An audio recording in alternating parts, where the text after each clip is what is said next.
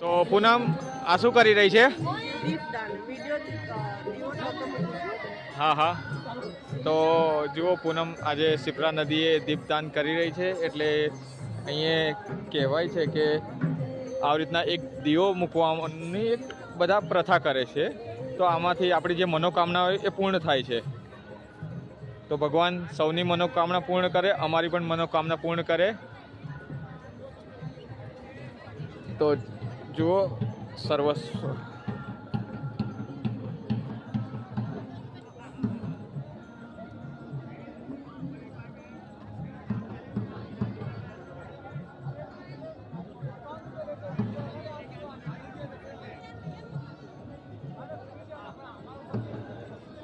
તો દીપદાન થઈ ગયું છે.